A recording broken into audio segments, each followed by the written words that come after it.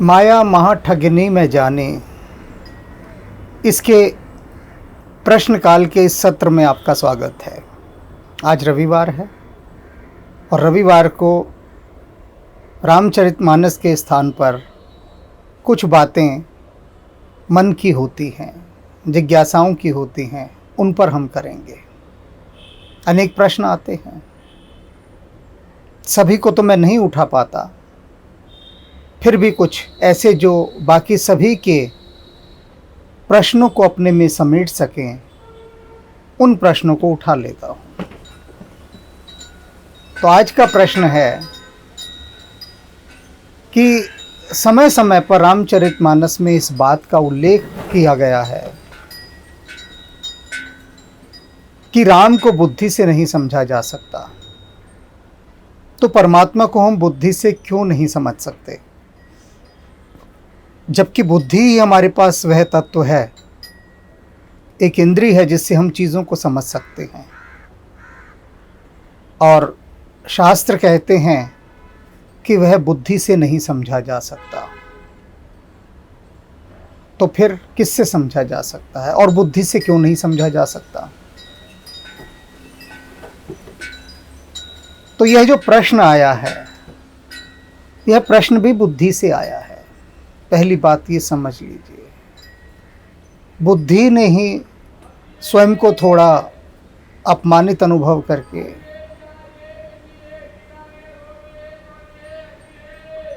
थोड़ा कमतर समझते हुए ये प्रश्न करवा दिया कि क्या मैं राम को नहीं समझ सकती।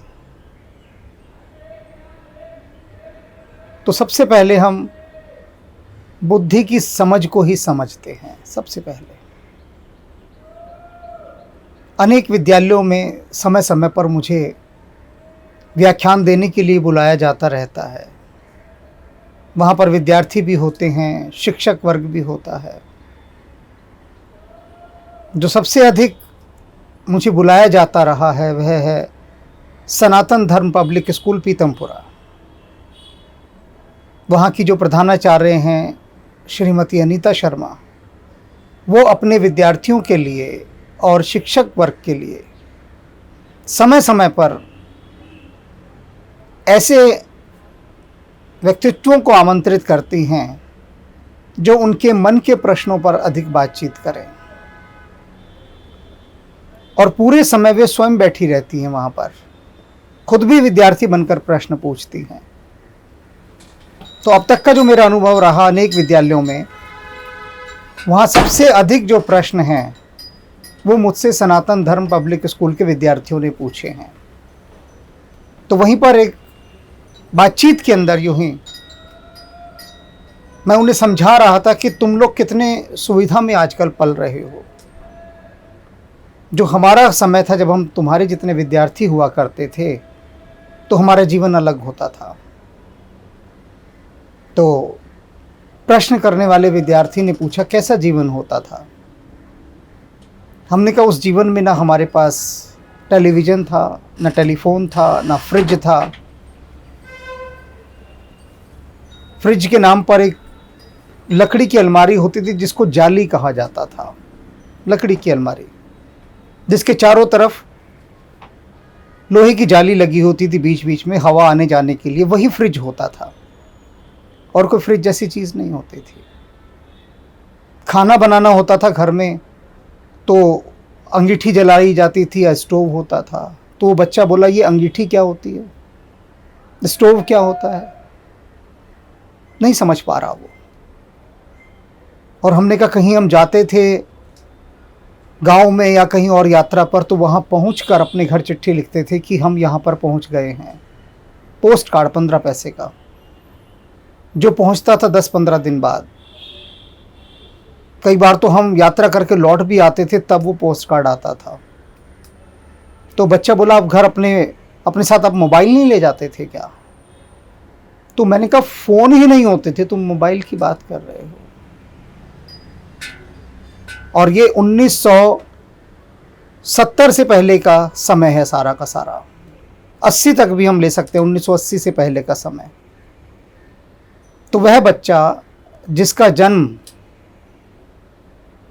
2000 के बाद हुआ, वह विद्यार्थी, वह इस चीज़ को समझ ही नहीं पा रहा, आत्मसात नहीं कर पा रहा, रिकॉग्नाइज ही नहीं कर पा रहा। उसने कहा जब आपके पास फ्रिज नहीं था, टेलीविज़न नहीं था, मोबाइल नहीं था, टेलीफोन नहीं था और कंप्यूटर, मैंने कहा कंप्यूटर का तो हमने नाम भी नहीं सुना था कि कंप्यूटर जैसी कोई चीज़ होती है, नाम भी नहीं सुना था। तो वह विद्यार्थी बोला फिर आप लोग जिंदा कैसे बच गए आज तक? इन 5 चीज़ों के बिना तो जिंदा रहा ही नहीं जा सकता, और आप जिंदा हैं, आप सब लोग कैसे जिंदा बच गए? अब उसकी बुद्धि लाख प्रयास करने के बाद भी नहीं समझ पा रहे।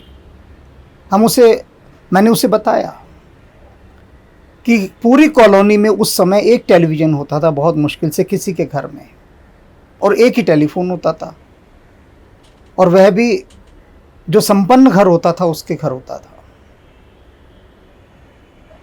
सब लोग मित्रता बनाकर रखते थे उस घर से जिसके घर टेलीविज़न होता था, कि हफ्ते में सिर्फ एक दिन उसके घर हमें चित्रहार देखने को मिल जाए। चित्रहार माने फिल्मों के गाने आया करते थे एक दिन, फिर बाद में 2 दिन हुए, रविवार को सिर्फ एक फिल्म आती थी। तो उस बच्चे ने पूछा क्या बाकी समय टेलीविज़न बंद रहता था? मैंने कहा हाँ बिल्कुल बंद रहता था। शाम के समय दूरदर्शन का एक संगीतमय एक धुन आती थी, बहुत अच्छी, दिल्ली दूरदर्शन की। वो दूरदर्शन की ध्वनि टेलीविज़न पर 6 बजे शुरू होती थी, उसके बाद शायद 1-2 घंटे के लिए टेलीविज़न चलता था। तो बच्चा कह रहा हाउ इज़ इट पॉसिबल कि टेलीविज़न सिर्फ 1-2 घंटे के लिए चले और पूरी कॉलोनी में एक आदमी के घर टेलीफोन हो और फ्रिज जैसी चीज़ ना हो। तो उसको समझ नहीं आया कि ऐसा कैसे संभव है। और हमने उसे बताया टेलीफोन के लिए लोग 10-10 साल इंतज़ार करते थे, 20-20 साल इंतज़ार करते थे कि उसके घर टेलीफोन लग जाए। तो वह बच्चा बहुत हंसा और उसने कहा आप कह रहे हैं लेकिन मुझे विश्वास नहीं हो रहा। बुद्धिमान नहीं रही। बुद्धि केवल उन्हीं चीज़ों को मानती है जिन्हें वह अपने आसपास घटते देखती है और उसके अनुभव क्षेत्र की बात होती है। बुद्धि क्या है?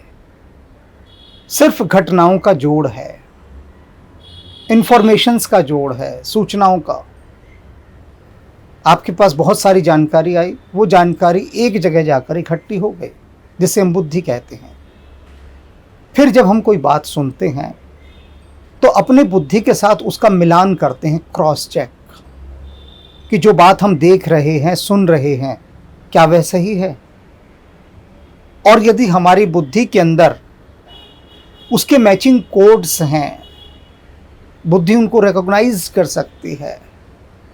बुद्धि ने कभी वैसा कुछ देखा, सुना, समझा या पढ़ा होता है या अनुभव किया होता है, तो बुद्धि कहती है हाँ ये बात ठीक है, विश्वास करने योग्य है। नहीं तो वो उसे खारिज कर देती है सिरे से और शरीर की पूरी व्यवस्था को, बॉडी के पूरे सिस्टम को कहती है इस पर विश्वास नहीं करना। तो बुद्धि बहुत छोटी है। इसका एक उदाहरण और देता हूं मैं, जिससे कुछ स्पष्ट हो जाएगा। पहले भी मैंने एक बार दिया ये उदाहरण कि दिल्ली में जब पहली बार एक्सीकलेटर आया था, यानी वो सीढ़ियाँ जिस पे आप खड़े हो जाते हैं और ऊपर चढ़ जाते हैं शॉपिंग मॉल में, तो मैं उस पर सवारी की। मैंने उस पर सीढ़ियों से चढ़ के नहीं गया, उस पर खड़ा हो गया, वो अपने आप ऊपर ले गया, एक्सीकलेटर मशीन ले गई। मैं गांव गया तो गांव में मैंने बुज़ुर्गों को बताया कि शहर में एक ऐसी सीढ़ी आई है कि यदि ऊपर जाना हो तो उस सीढ़ी पर खड़े हो जाओ, वो सीढ़ी आपको अपने आप ऊपर ले जाएगी। अब वो चुप रहे, बहुत देर तक मुझे देखते रहे, उन्हें भरोसा ही नहीं हुआ और उन्होंने मुझे कहा कि नहीं तुम हमें बेवकूफ़ बना रहे हो, झूठ बोल रहे हो, ऐसा संभव ही नहीं है, हो ही नहीं सकता कि इंसान सीढ़ी पर खड़ा हो जाए और सीढ़ी उसे ऊपर ले जाए। ऐसा कैसे हो सकता है? वो बोले सीढ़ी है, कोई खेत के ट्यूबवेल का पट्टा तो है नहीं कि सीधा सीधा चलेगा। सीढ़ी में ऐसे ऐसे होते हैं स्टेप्स, तो वो घूमेगी कैसे। मैंने उन्हें बहुत समझाने का प्रयास किया, लेकिन सिरे से खारिज कर देना, जिसे कहते हैं ना, इनकार कर देना। बुद्धि ने फौरन इस बात की उल्टी कर दी जो मैंने बात बताई थी। स्वीकार ही नहीं की बुद्धि ने, मानने को तैयार नहीं थी कि ऐसी कोई सीढ़ी भी हो सकती है क्या। अब आप सब ये बात सुन रहे होंगे तो उन ग्रामीण बुजुर्गों पर बड़े हंस रहे होंगे कि कैसे बुजुर्ग हैं, लेकिन उनका बिल्कुल भी दोष नहीं है, क्योंकि जो बात उनके अनुभव क्षेत्र से बाहर की है उसे वो कैसे समझेंगे, समझ ही नहीं सकते। किसी ने मुझे बताया कि पानी की जो धार है उससे बड़े बड़े पत्थर काटे जाते हैं। मुझे पहली बार सुन के थोड़ा सा लगा कि पानी की धार से पत्थर काटे जाते हैं। पत्थर काटने की तो हमने मशीनें देखी हैं, लोहे के ब्लेड लगे होते हैं और लोहे के ब्लेड मशीनों को काटते हैं, पत्थरों को काटते हैं। फिर मैंने कहा, जो व्यक्ति मुझे बता रहा था, मैंने कहा बिल्कुल होगा, ऐसा हो सकता होगा, लेकिन मेरी जानकारी और अनुभव में नहीं है, आप मुझे इसे समझाइए। तो उसने विस्तार से समझाया, कुछ मुझे उसके वीडियो दिखाए, तो तब बुद्धि में बात समा गई कि सच में पानी की धार से भी आप पत्थर को काट सकते हैं सफाई से। तो बात क्या है कि बुद्धि बहुत सीमित क्षेत्र में काम करती है। बुद्धि बिल्कुल ऐसे है कि जैसे सड़क पर चलने वाला कोई वाहन। अब वो आकाश में नहीं उड़ सकता, जो सड़क पर दौड़ रहा है वाहन। एक बस है, सड़क पर चल रही है, अब बस आसमान में थोड़ी ना उड़ सकती है। तो बस को समझ लीजिए एक बुद्धि है, और इससे भी नीचे की बुद्धि है। कोई बैलगाड़ी वाली बुद्धि है, कोई पैदल बुद्धि है। कहते हैं ना, भाई तू तो अकल से पैदल है, सुना होगा ना ये वाक्य। तो बुद्धि अलग अलग प्रकार से गति कर रही है। कोई पैदल की समान गति कर रही है, कहीं बैलगाड़ी पर है, कहीं थोड़ी और तेज गाड़ी पर बैठी है, कहीं बुद्धि बस बन गई है। अब बस बन गई है तो वो सड़क पर ही चलेगी ना, लेकिन उस बस को थोड़ा और मॉडिफाई कर दो, उन्नत कर दो, बस थोड़ा और एक्सपीरियंस पा ले विज्ञान का, तकनीक का, तो साइंस और टेक्नोलॉजी के प्रभाव से, उसके सहयोग से वो जो सड़क पर चलने वाली बस है वो एयर बस बन जाती है फिर, यानी हवाई जहाज। और बढ़ गई बुद्धि, और विकसित हो गई। उसके बाद थोड़ा और बड़ा हवाई जहाज बन जाती है, सुपरसोनिक, लेकिन फिर भी हवाई जहाज ही रहती है। कितने बड़े से बड़ा हवाई जहाज हो, वो धरती की कक्षा से बाहर नहीं जा सकता, स्पेस में नहीं जा सकता, अंतरिक्ष में हवाई जहाज, उसकी एक सीमा है। तो बुद्धि की भी एक सीमा है, उतना ही उड़ेगी। अब अंतरिक्ष में जाने का क्या मतलब है कि धरती के गुरुत्वाकर्षण को तोड़ के, ग्रेविटी सिस्टम को तोड़कर, ब्रेक करके बाहर निकलना है। अब अर्थ के ग्रेविटेशन को ब्रेक करके जो बाहर जाने की शक्ति है वो बुद्धि के पास नहीं है, ऐसा समझ लीजिए। वो समाधि के पास है। समाधि माने रॉकेट। रॉकेट के माध्यम से ही आप धरती के गुरुत्वाकर्षण को भंग करके बाहर जा सकते हैं, पछाड़ कर बाहर जा सकते हैं। अब वो रॉकेट है समाधि। अब समाधि कैसे प्राप्त की जाए? हर देश तो रॉकेट नहीं छोड़ पाता ना, या हर देश रॉकेट छोड़ रहा है, और छोड़ भी पा रहा है तो कितनी क्षमता के रॉकेट हैं, ये भी बात है। जब समाधि घटित होती है उसके बाद सबसे पहला होता है बुद्धि गिर जाती है।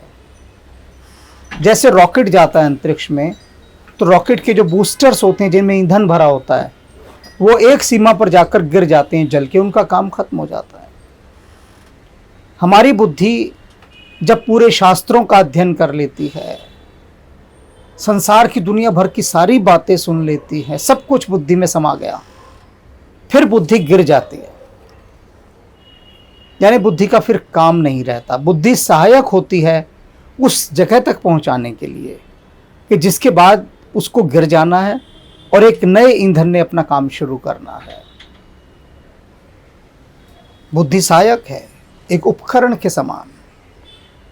लेकिन यदि इसका दुरुपयोग किया जाए तो क्या होता है कि संदेह चित्त वाली बुद्धि बहुत पैदा होती है।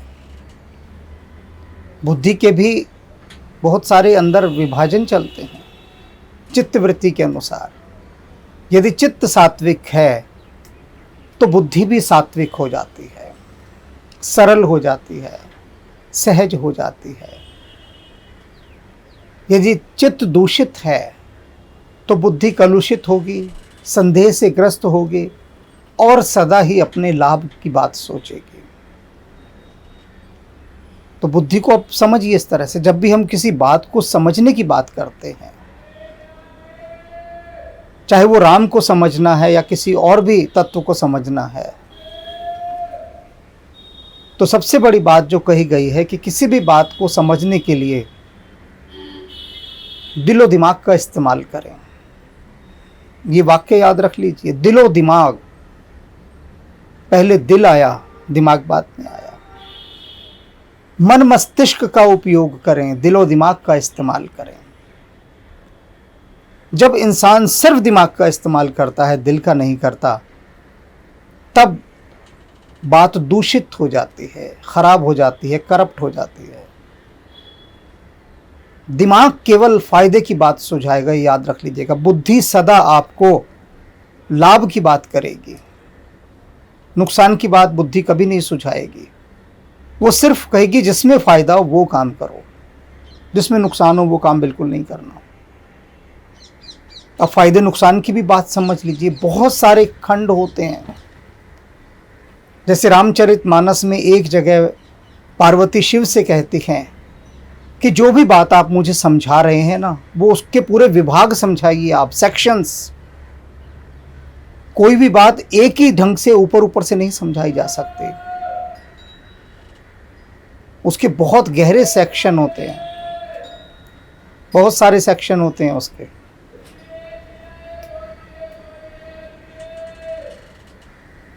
और जब तक उन सारे सेक्शंस को आप नहीं समझेंगे, विभागों को नहीं समझेंगे, बात को समग्रता से नहीं समझ सकते, एक अंश समझेंगे बात का। तो दिलो दिमाग वाली बात हम कर रहे थे।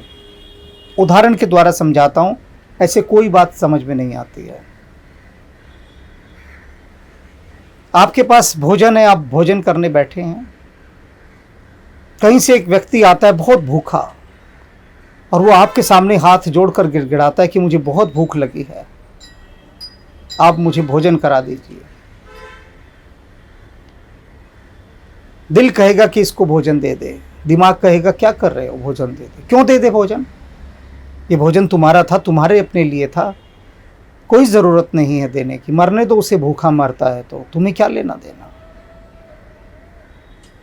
बुद्धि इनकार करेगी, दिल कहेगा नहीं मुझे देना है। बुद्धि सिर्फ तुम्हारे को सेफ रखने के लिए है, सेफ साइड, तुम्हें सुरक्षित रखने के लिए, तुम्हारा कोई नुकसान ना हो। अगर तुम उसे भोजन दे दोगे तो तुम्हारा नुकसान होगा, तुम भूखे रहोगे। बुद्धि कहेगी तुमने अपने पैसे से कमाया है ये, तुम उसे क्यों दे दो, उसे 4 गालियां दो कि कमाता क्यों नहीं, भीख मांग रहा है यहाँ पर। अब बुद्धि को इससे मतलब नहीं कि वो किस दशा में मांग रहा है, वो सिर्फ खाना मांग रहा है। तब क्या होता है, आपका दिल कई बार जीत जाता है। दिल कहता है कोई बात नहीं, मैं भूखा रह लूँगा, लेकिन इस जो भूख से मर रहा है मैं इसे भोजन दे दूँ। तो आप उसको भोजन दे देते हैं। दिलो दिमाग से सोचने वाली बात, दिल वहां पर जीत गया और आपके दिल ने दिमाग को हरा दिया। बुद्धि, आप कोई भी काम करते हैं, ध्यान रखिएगा, बड़े ध्यान से आज के बाद सोचना शुरू कर दीजिएगा। कुछ भी, हर काम में हम अपना फायदा पहले देखकर चलते हैं। बुद्धि दिखवाती है। आप सब्जी लेने जा रहे हैं तो बुद्धि सबसे पहले क्या कहती है? सामान हटा दो सारा, बढ़िया से बढ़िया छांटना है, हर चीज अपने लिए बेहतर लेनी है। बुद्धि यही सिखाती है। और हुआ क्या, जिनकी बुद्धि खोटी हो गई उन्होंने क्या किया कि दूसरे का भी हक मार लो, अपना इतना फायदा करो कि जो दूसरे का हक है उसको भी मार डालो। तो बुद्धि दूषित होती चली गई। और जैसे जैसे फ्यूल पॉल्यूटेड होता चला गया, क्योंकि इसी बुद्धि के ईंधन से आपको एक छलांग लगानी थी जो आपको इस गुरुत्वाकर्षण यानी मोह माया के गुरुत्वाकर्षण से पार ले जाकर प्रभु के राज्य में प्रवेश करवाती। तो बुद्धि को तो समझ है नहीं, बुद्धि तो छल कपट करती रहती है। अब जब सारे समय बुद्धि छल कपट से घिरी हुई है तो समाधि का द्वार कैसे खुलेगा? रॉकेट को यदि आपने बांधा हुआ है नीचे जंजीरों से और जंजीरें खोली नहीं है, या नाव को भी जंजीरों से बांध दिया, तो नाव सागर में चलेगी कैसे? तो इसलिए बुद्धि भी उन्मुक्त होनी चाहिए, शुद्ध होनी चाहिए, पवित्र होनी चाहिए। बुद्धि की पवित्रता पर भी जब हम बल देते हैं तो उसके बाद बुद्धि कुछ कुछ सहमत होनी आरंभ होती है उन चीज़ों के लिए भी जो बियॉन्ड माइंड हैं, जो बुद्धि से पार की चीज़ें हैं, उनके लिए भी। स्वामी विवेकानंद इस सदी के सबसे बुद्धिमान व्यक्ति हुए। वे कहते हैं कि रामकृष्ण परमहंस कई बार मेरे सामने कुछ ऐसी बातें करते थे कि मैं यही सोचता था कि ये इनके दिमाग की कल्पनाएं हैं। दूसरे शब्दों में कहा जाए तो कि ये झूठ बोल रहे हैं। किसी को सम्मानजनक रूप से कहना हो कि आप झूठ बोल रहे हैं तो उसको ये कह सकते हैं हम कि नहीं, ये आपकी कल्पना है। सीधा सीधा झूठा ना कहे कि सुंदर शब्दों में आप उसको झूठा कह सकते हैं कि नहीं, ये आपके मन का ख्याल है। कहने का मतलब वही होता है कि आप झूठ बोल रहे हैं। अब एक समय के बाद जब स्वामी विवेकानंद को समाधि का अनुभव हुआ तो उन्होंने कहा, जिन बातों को मैं असत्य मानता था कि रामकृष्ण परमहंस ने ये मुझसे झूठ बात कही है, मुझे उनका अनुभव होने लगा। जब अनुभव होने लगा तो मेरी बुद्धि ने मुझे फिर कहा कि इसका मतलब है कि जो वे बातें अभी तक मेरी समझ में नहीं आई हैं वे भी सच हैं, क्योंकि वो मेरे अनुभव का हिस्सा भी नहीं बने। तो इसका मतलब रामकृष्ण परमहंस ने जो भी कहा सत्य कहा है, किंतु मैं अभी इतनी मैच्योर नहीं हुई, परिपक्व नहीं हुई कि उन बातों को समझ सकूं, अनुभव कर सकूं। बुद्धि जब गिर गई स्वामी विवेकानंद की, और बुद्धि के गिरने के बाद जब समाधि घटी तो समाधि में उनके सामने वे द्वार खुल गए जिनकी बातें रामकृष्ण परमहंस किया करते थे और बुद्धि समझ नहीं पाती थी। बुद्धि छोटी मोटी चीज़ों के लिए होती है। भगवान ने ये यंत्र हमें इसीलिए दिया है कि सड़क पे चल रहे हो, लाल बत्ती आ गई, बुद्धि को सिखाया गया लाल बत्ती पर रुकना है, आप रुक जाइए। बुद्धि को हिसाब किताब सिखाया गया कि किसी से आपने कुछ लिया, कुछ दिया, जो आदान प्रदान हुआ उसका हिसाब रखें, उसका हक उसको लौटाएं। ये बुद्धि को सिखाया गया। लेकिन बुद्धि कई बार नहीं मानती है बात को, दूषित हो जाती है। कहा लाल बत्ती पर रुकना है और बुद्धि उसको कूद के चली जाएगी। बुद्धि मानेगी नहीं उस बात को, तो बुद्धि दूषित हो गई। तो आपको यदि उन बातों को समझना है जो बुद्धि से पार की है, उसके लिए सबसे पहली यात्रा है कि अपनी बुद्धि को शुद्धिकरण की यात्रा पर ले जाइए। बुद्धि सदा अच्छा सोचे, और बुद्धि यदि अच्छा सोचेगी तो उसका प्रभाव पूरे शरीर की व्यवस्था पर पड़ेगा। कहा गया है, तन्मे मनः शिव संकल्पमस्तु। हमारा ये जो मन है यह शिव संकल्प वाला हो, सुंदर संकल्प करें हम, अच्छे पवित्र संकल्प। और मन यदि हमारा अच्छे संकल्प करेगा तो बुद्धि भी उसका अनुकरण करेगी, वैसे ही चलेगी बुद्धि जैसा मन चला देगा। तो मन में दूषित संकल्प ना करें, बुद्धि मन इन दोनों को शुद्धता की ओर ले जाने का प्रयास करें। और जब ये शुद्ध बुद्ध होंगे दोनों तत्व, तो वे बहुत सारी बातें जो समझ से बाहर की हैं, उनकी कुछ सुगंध आनी शुरू होगी। मैं सुगंध आने की बात कर रहा हूँ, समझ में आनी शुरू होंगी ये नहीं कह रहा, क्योंकि वो समझ से पार की हैं। लेकिन खुशबू भी किसी चीज़ की आ जाए तो ये क्या कम है? इसका मतलब है कि चमन कहीं आसपास ही है।